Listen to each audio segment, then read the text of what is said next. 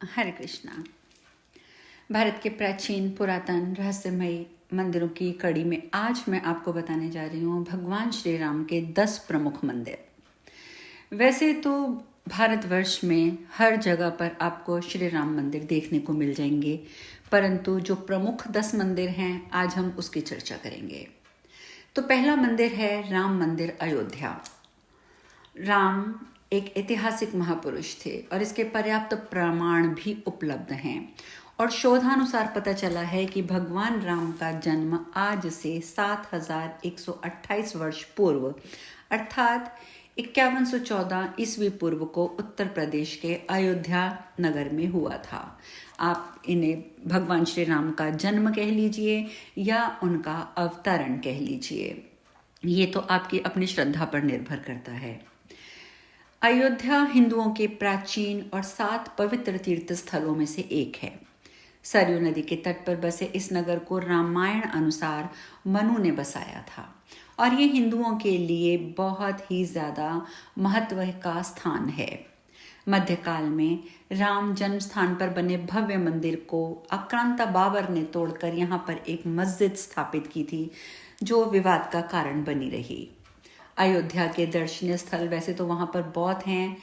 अयोध्या घाट और मंदिरों की नगरी तो कहा ही जाता है, ये आप जानते ही होंगे। सरयू नदी यहाँ से होकर ही बहती है और सरयू नदी के किनारे 14 प्रमुख घाट हैं। इनमें गुप्त द्वार घाट, केकई घाट, कौशल्या घाट, पाप मोचन घाट, लक्ष्मण घाट, इनका विशेष उल्लेख यहाँ हमने मिलता है। और जैसा कि आप सब जानते हैं कि बेशक अयोध्या नगरी विवादास्पद रही, परंतु अब वहाँ पर भगवान श्री राम के भव्य मंदिर का निर्माण हो रहा है। दूसरा मंदिर है रघुनाथ मंदिर। भारतीय राज्य जम्मू और कश्मीर में जम्मू शहर में स्थित ये राम मंदिर आकर्षक वास्तुकला का नमूना है। इस मंदिर को 1835 में महाराजा गुलाब सिंह ने बनवाना शुरू किया था, किंतु इसका पूर्ण निर्माण महाराजा रणजीत सिंह के काल में हुआ। इस मंदिर में 7 ऐतिहासिक धार्मिक स्थल मौजूद हैं। मंदिर के भीतर की दीवारों पर 3 तरफ से सोने की परत चढ़ी हुई है। इसके अलावा मंदिर के चारों ओर कई मंदिर स्थित हैं जिनका संबंध रामायण काल के देवी देवताओं से है। तीसरा मंदिर है त्रिप्रायार श्री राम मंदिर। ये मंदिर भारतीय राज्य केरल के दक्षिण पश्चिमी शहर त्रिप्रायार, जिसको कि त्रिप्रायर कहा जाता है, यहाँ पर स्थित है। त्रिप्रायर नदी के किनारे स्थित त्रिप्रायर श्री राम मंदिर कोंडोंगल्लूर का प्रमुख धार्मिक स्थल है। यह त्रिप्रायर में स्थित है, जो कि कोंडोगुल शहर से लगभग 15 किलोमीटर और त्रिशूर से कम 25 किलोमीटर दूर स्थित है। भगवान विष्णु के 7वें अवतार भगवान श्री राम की इस मंदिर में पूजा की जाती है। इस मंदिर के बारे में कई किंवदंतियां भी प्रचलित है। माना जाता है कि मंदिर में स्थापित मूर्ति यहाँ के स्थानीय मुखिया को समुद्र तट पर मिली थी। इस मूर्ति में भगवान ब्रह्मा, भगवान विष्णु और भगवान शिव के तत्व मौजूद हैं, अतः इसकी पूजा त्रिमूर्ति के रूप में की जाती है। मंदिर के परिसर में एक गर्भगृह और एक नमस्कार मंडपम है, जहां रामायण काल के चित्र हैं और नवग्रहों को दर्शाती हुई लकड़ी की नक्काशी और प्राचीन भित्ति चित्र हैं। त्रिप्रायार श्री राम मंदिर में पारंपरिक कलाओं जैसे कोट्टू नाटक का नियमित प्रदर्शन किया जाता है और यह मंदिर अरट्टपुझापुरम उत्सव के लिए बहुत ही प्रसिद्ध है। चौथा मंदिर है श्री सीता रामचंद्र स्वामी मंदिर भद्राचलम। भगवान राम का ये मंदिर आंध्र प्रदेश के खम्मण जिले के भद्राचलम शहर में स्थित है। भद्राचलम की विशेषता ये भी है कि ये वनवासी बहुल क्षेत्र है और यहाँ राम वनवासियों के पूज्य देवता हैं। कथाओं के अनुसार भगवान राम जब लंका से माता सीता को बचाने के लिए लंका गए थे, तब गोदावरी नदी को पार करके वे इस स्थान पर रुके थे। मंदिर गोदावरी नदी के किनारे पर ठीक उसी जगह पर बनाया गया है जहाँ से भगवान राम ने मंदिर को पार किया था। भद्राचल से कुछ ही किलोमीटर दूरी पर एक स्थान पर श्री राम ने एक पर्ण कुटीर बनाई थी और वह वहाँ रहे थे। आज इस स्थान को पर्णशाला नाम से जाना जाता है। यहीं पर कुछ ऐसे शिलाखंड भी हैं जिसके बारे में ये विश्वास किया जाता है कि श्री सीता जी ने वनवास के दौरान यहाँ वस्त्र सुखाए थे। स्थानीय किद्वंती के अनुसार यहीं से रावण ने माता सीता का हरण किया था, लेकिन रामायण के अनुसार यह स्थान पंचवटी था। मध्यकाल में राम भक्त कंचली गोपन्ना नामक एक तहसीलदार ने यहाँ स्थित बांस से बने प्राचीन मंदिर के स्थान पर पत्थरों का यहाँ भव्य मंदिर बनवाया। मंदिर बनवाने के कारण उनको सभी लोग रामदास कहने लगे। कबीर रामदास के आध्यात्मिक गुरु थे और उन्होंने रामदास को रामानंदी संप्रदाय की दीक्षा दी थी। हैदराबाद या विजयवाड़ा से यहाँ पर नियमित बसें चलती हैं जिसके द्वारा यहाँ पहुँचा जा सकता है। पांचवा मंदिर है श्री तिरुनारायण स्वामी मंदिर, मेलकोट, कर्नाटका। मेलकोट या मेलकुट कर्नाटका के मांड्या जिला तहसील पांडवपुरा में एक छोटा सा कस्बा है जो कावेरी नदी के तट पर बसा है। इस स्थान को तिरुनारायणपुरम भी कहते हैं। यह एक छोटी सी पहाड़ी है जिसे यदुगिरी कहते हैं। यदुगिरी पहाड़ी पर 2 मंदिर स्थित हैं। एक मंदिर भगवान नरसिंह का जो पहाड़ी के रास्ते में पहले पड़ता है, दूसरा चेलुआ नारायण का मंदिर जो पहाड़ी के सबसे ऊपर स्थित है। और यह स्थान मैसूर से 51 किलोमीटर दूर और बेंगलुरु से 133 किलोमीटर दूर स्थित है। छठा मंदिर है हरिहरनाथ मंदिर, सोनपुर। भगवान विष्णु को समर्पित हरिहरनाथ मंदिर का निर्माण भगवान राम ने त्रेता युग में करवाया था। माना जाता है कि श्री राम ने यह मंदिर तब बनवाया था जब वे सीता जी के स्वयंवर में जा रहे थे। सारण और वैशाली जिले की सीमा पर गंगा और गंडक नदी के संगम पर स्थित है ये मंदिर, जिसका निर्माण बाद में महाराजा मानसिंह ने करवाया था। वर्तमान में जो मंदिर है उसका जीर्णोद्धार तत्कालीन राजा नारायण ने करवाया था। 7वां मंदिर है थिरुवंडम श्री राम स्वामी मंदिर, जो कि कन्नूर में है, थालासेली, केरल में। केरल के कन्नूर जिले में स्थित थालासेली में अंग्रेजों द्वारा बनाया गया एक प्रसिद्ध किला है और यहाँ से कुछ ही दूर है एक बहुत ही राम मंदिर जो कि प्रसिद्ध है। माना जाता है कि इस मंदिर का निर्माण 2000 वर्ष पूर्व हुआ था। इससे पहले स्थान पर भगवान परशुराम ने एक विष्णु मंदिर का निर्माण करवाया था। इस स्थान का संबंध अगस्त्य मुनि से भी है। थालासेरी के सबसे नज़दीक स्थित हवाई अड्डा कालीकट इंटरनेशनल एयरपोर्ट 93 किलोमीटर की दूरी पर स्थित है। कन्नूर केरल से के उत्तरी जिले में स्थित एक छोटा लेकिन बेहद ही खूबसूरत तटवर्ती नगर है। 8वां मंदिर है रामभद्र स्वामी मंदिर, तिरुवल्लम, जिला त्रिशूल, केरला।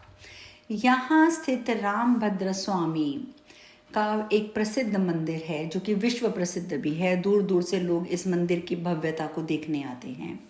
त्रिशूल से 85 किलोमीटर दूर कोच्चि का एयरपोर्ट है। हालांकि त्रिशूल नगर में रेलवे स्टेशन है जो कि देश के अन्य बड़े बड़े स्टेशनों से कनेक्टेड है और यहीं पर स्थित है ये मंदिर। 9वां मंदिर है चित्रकूट का राम मंदिर। भगवान श्री राम अपने भाई लक्ष्मण और अपनी पत्नी माता सीता के साथ यहाँ पहुँचे थे। प्रयाग को वर्तमान में इलाहाबाद कहा जाता है। यहाँ गंगा यमुना का संगम स्थल है, जबकि पुनः इसका नाम प्रयाग हो गया है। हिंदुओं का ये सबसे बड़ा तीर्थ स्थान है। प्रभु श्री राम ने संगम के समीप यमुना नदी को पार किया और फिर पहुँचे थे चित्रकूट। यहाँ स्थित स्मारकों में शामिल है वाल्मीकि आश्रम, मांडव्य आश्रम और भरतकूप इत्यादि। चित्रकूट में भगवान राम अनुसुईया जी के आश्रम पर कई महीनों तक रहे थे। चित्रकूट में ऐसे कई स्थल हैं जो कि भगवान श्री राम, लक्ष्मण जी और सीता जी के जीवन से जुड़े हुई घटनाओं से के बारे में हमें बताते हैं। यह पवित्र स्थल हिंदुओं के लिए अयोध्या से कम नहीं है। यहाँ पर राम घाट, जानकी कुंड, हनुमान धारा, गुप्त गोदावरी ऐसे जैसे कई स्थान हैं। और 10वां मंदिर है मध्य प्रदेश का राम वन। अत्रि आश्रम से भगवान श्री राम मध्य प्रदेश के सताना पहुँचे थे और यहाँ पर है राम वन। मध्य प्रदेश एवं छत्तीसगढ़ क्षेत्रों में नर्मदा व महानदी नदियों के किनारे 10 वर्षों तक उन्होंने कई ऋषियों के आश्रमों का भ्रमण किया था। दंडकारण्य क्षेत्र और सतना के आगे वे विराट, सरभंग एवं सुतीक्ष्ण मुनि के आश्रमों में भी गए थे। बाद में सुतीक्ष्ण आश्रम से वे वापस आए। पन्ना, रायपुर, बस्तर और जगदलपुर में कई स्मारक यहाँ पर विद्यमान हैं। उदाहरणतया मांडव्य आश्रम, श्रृंगी आश्रम, राम लक्ष्मण मंदिर आदि सभी यहाँ पर हैं। राम वहाँ के आधुनिक जबलपुर, शहडोल, अमरकंटक भी गए होंगे। शहडोल के पूर्वोत्तर की ओर सरगुजा क्षेत्र है। यहाँ पर पर्वत एक है जहाँ पर कि जिसका नाम है रामगढ़। 30 फीट की ऊंचाई पर यहाँ एक झरना भी है जो जिस कुंड में गिरता है उसे सीता कुंड कहा जाता है। यहाँ विशिष्ट गुफा है। 2 गुफाओं के नाम लक्ष्मण बोंगरा और सीता बोंगरा भी है। शहडोल से दक्षिण पूर्व की ओर बिलासपुर के आसपास छत्तीसगढ़ भी है। वर्तमान में करीब 92,300 वर्ग किलोमीटर क्षेत्रफल में फैले हुए इस इलाके में पश्चिम में अबूझमाड़ा पहाड़ियाँ और पूर्व में की सीमा पर पूर्वी घाटी है। दंडकारण्य में छत्तीसगढ़, ओडिशा और आंध्र प्रदेश के राज्यों के हिस्से शामिल हैं और इसका विस्तार लगभग 320 किलोमीटर और पूर्व और पश्चिम में 480 किलोमीटर है। तो यह स्थान भी देखने योग्य है। और 11वां है पंचवटी के राम। ये भी दंडकारण्य मुनियों ने आश्रमों में रहने के बाद भगवान श्री राम जब कई नदियों, तालाबों और पर्वतों, वनों को पार करके नासिक में अगस्त्य मुनि के आश्रम में गए। मुनि का आश्रम नासिक के पंचवटी क्षेत्र में था। त्रेता युग में श्री लक्ष्मण और श्री सीता मैया सहित श्री राम जी ने वनवास का अपना कुछ समय यहाँ बिताया था। उस काल में पंचवटी जनस्थान का दंडक वन के अंतर्गत आता था। पंचवटी या नासिक में गोदावरी का उद्गम स्थान त्र्यंबकेश्वर लगभग 20 किलोमीटर दूर है। वर्तमान में पंचवटी भारत के महाराष्ट्र के नासिक में गोदावरी नदी के किनारे स्थित विख्यात धार्मिक तीर्थ स्थल है। अगस्त्य मुनि ने भगवान श्री राम को अग्निशाला में बनाए गए शस्त्र भेंट किए थे। नासिक में श्री राम पंचवटी में रहे और गोदावरी के तट पर स्नान ध्यान किया। नासिक में गोदावरी के तट पर 5 वृक्षों का स्थान पंचवटी कहा गया। ये 5 वृक्ष थे पीपल, बरगद, आंवला, बेल और अशोकवट। यहाँ पर माता सीता की गुफा के पास प्राचीन 5 वृक्ष हैं जिन्हें पंचवट के नाम से जाना जाता है। माना जाता है कि इन वृक्षों को भगवान श्री राम और सीता मैया और लक्ष्मण जी ने अपने हाथों से लगाया था। यहीं पर लक्ष्मण ने शूर्पणखा की नाक काटी थी। राम लक्ष्मण ने खरदूषण के साथ यहीं पर युद्ध किया था। यहाँ पर मारीच वध स्थल का भी स्मारक है। और नासिक क्षेत्र में स्मारकों, वैसे तो अन्य बहुत से स्मारक हैं जिनसे ये भरा पड़ा है।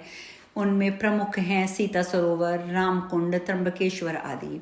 यहाँ श्री राम का बनाया हुआ एक मंदिर खंडहर के रूप में भी विद्यमान है। मरीच का वध पंचवटी के निकट ही मृग व्योधेश्वर में हुआ था। गिद्धराज जटायु ने से श्री राम जी की मैत्री भी यहीं पर हुई थी। और वाल्मीकि रामायण अरण्य कांड में पंचवटी का मनोहर वर्णन आप पढ़ सकते हैं। तो ये मैंने आपको आज कुछ मंदिर बताए जो कि भगवान श्री राम को समर्पित हैं। कल हम एक नई चर्चा के साथ मिलेंगे। हरे कृष्णा।